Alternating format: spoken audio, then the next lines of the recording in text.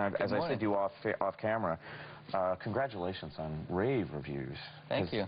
That's got to be a little bit of pressure. Well, you know, you work on the book many years, and you finally finish it, and you wait about 4 or 5 months for it to come out. So it crosses your mind. You get a couple of sleepless nights. I bet.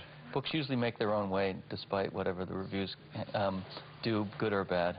So for the past 8, 9 years, were you writing the entire time? Did you take any time off? No, I was writing, but I started another book that turned into this book. So I lost about 2 or 3 years of forward momentum once this book began to gel. How does that happen, Jeffrey? Like, did you just get into these 3 characters and realize, okay, the love triangle is what I want to center?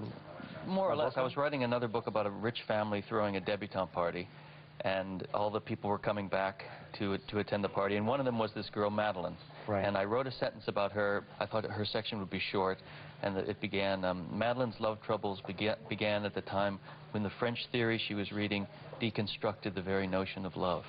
And with that sentence, the book took off in a different direction. It was about the 80s. It was about French theory, obviously semiotics, and I started thinking a lot about my college life, and there was a freshness to the prose that I preferred to what I'd been writing like. So I followed her with her boyfriends and the other boy that loved her, and the book became something else entirely. You've been getting lots of speculation about just how autobiographical this is. And as you said, I mean, you go back to the 80s, you go back to college years and that sort of thing. And then, you know, people were speculating on Mitchell and how much he's like you. And, people do that with any book. I guess, isn't it? Well, you have to draw on your life in order to write something that's believable and that you know about. So I do that, but I'm not an autobiographical writer, and there's only 40 pages of this book that dovetail closely with my own life. When I went to India and volunteered with Mother Teresa, Mitchell does the same thing. And that proved to be the most difficult part of the book to write. Why? Because I had to compete with my own memories. And I tended to include everything. I mean, your own life is very shapeless and has no narrative spine to it. So if you write it, you end up in a kind of thicket.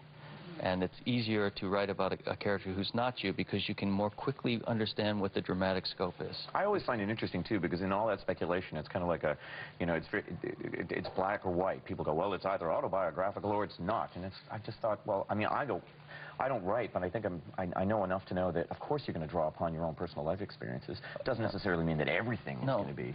No, but my life is very dull and boring, and if I were to write a novel about it, no one would be reading it. It would be about a man sitting in a room for 9 years. You know, it would not be interesting. So.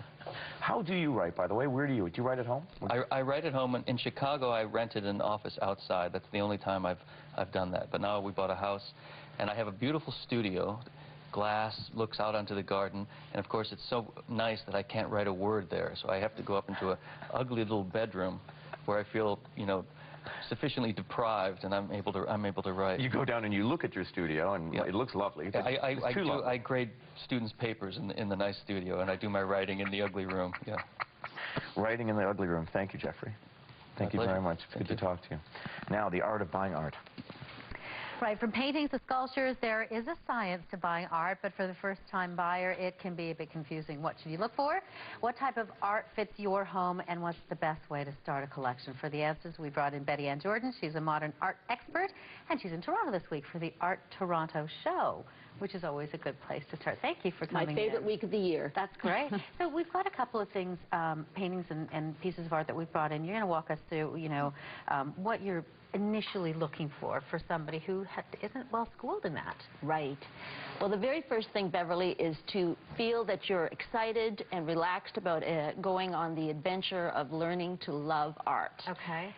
It's a bad idea to get too uptight early on about, well, is it going to be, am I making a good investment? Will I love this 20 years from now? Yeah. Loving it 20 years from now is not the point. Loving it now is the point. Okay. And your taste will change as you live with art, and that's natural, and that's what the adventure is all about. So have fun, relax, and do some research. When we take a look at this, which is quite striking, and we were sitting over fairly far away, and it grabs you. This is the #1 point. You know, art chooses you. It reaches out to you as much as you reach out to it. And this wonderful painting by Derek Root from Vancouver is a great example of what I mean. There's something about this beautiful young man's vulnerable, starting out at the beginning of his life face that is absolutely riveting. It's the kind of thing that literally stops you in your tracks when you're going down, say, an art fair, a crowded alley, and you see this person and you want to know more. What about buying for size? Because this is massive. I mean, if you might love this, but what if you, I mean, you got to check to see if you've got a place for it. Well, you know, I have a tip to share with your viewers. If you have a really tight space, take an old bed sheet, measure the maximum size, width and height of the work of art that can fit into that space, and take it with you, or a piece of paper cut to the size. It sounds corny, but when you get into a gallery with a lot of pictures, things that look big in the gallery are going to be huge at home. You know, you need something that will keep you grounded in what this, you know, the space really is that you have. Okay, so let's move on to a couple of other pieces of art while painting. This one, well, it's, again, it's Isn't it fabulous? I love it. I love the colors. Who knew it had sparkly snow on the rooftop? I wonder if that comes across on video, because I didn't know until I came up close, but the snow has some sparkles in it. This is by David Thauberger, and he lives in Regina, and he has a thing about Saskatchewan architectural icons. Yeah. He's done series of paintings on Legion halls, Quonset huts, small businesses with false fronts.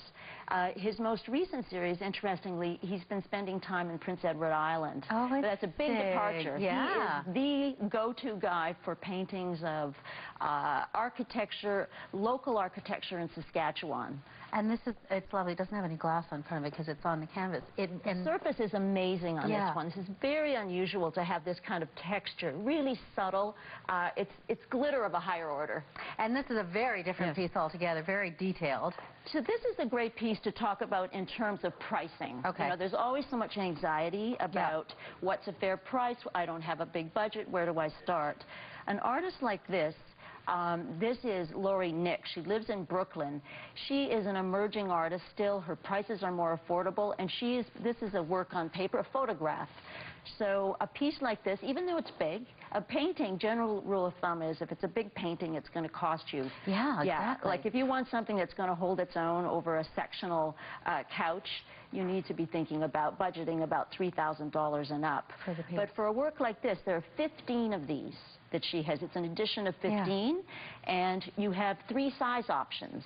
If you opt for the smaller size option, it's going to be less, and it's also less because there's more than one. Okay, Betty Ann, thank you so much for coming in with this. Art Toronto, come down. Okay. This weekend. Starts Friday, goes till Monday. It's the best comparison shopping opportunity you'll have. Good pitch. I like it. And so now there's a way, also a way anyway, of artistic Halloween costume coming up next. Canada AM is brought to you in part by Home Hardware. Watch Canadians share their hometown stories next. Hi, I'm Scott Morrison. Last spring, we asked Canadians to share their Home Hardware hometown stories. We received many wonderful submissions, and I'd like to share one of these remarkable stories with you now. At 11 years old, a very active John lost his leg to bone cancer. But what he didn't lose was his determination and drive. From there, I learned how to get back into activities again, and then eventually went out west to snowboard. When he came in, I chatted with him for a few minutes and hired him basically on the spot. The only stipulation we made was that I wouldn't treat him any different than anyone else. His goal is to come back and run a hardware store. And I hope he gets every dream he goes after and he gets there, because he certainly deserves it. I want to thank Neil from Arm Home Hardware for all the support he's given me, not only as a friend, but as an employer to help me achieve my snowboarding dreams. Thank you, Canada, for sharing your stories. Visit homehardware.ca to see how homeowners are truly helping homeowners. For a chemical-free way to get rid of dirt, catch it with the ultimate dirt catcher, only at Home Hardware and Building Center locations. The dirt catcher has a 360-degree swivel head and a telescopic handle, so dirt has nowhere to hide. The reusable microfiber pads are machine washable and work wet or dry on almost any surface. Pick up the ultimate dirt catcher and catch the dirt, only at Home Hardware and Building Center locations. Homeowners helping homeowners.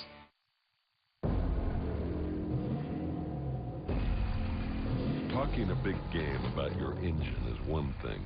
The Cummins Turbo Diesel has a proven history in the real world.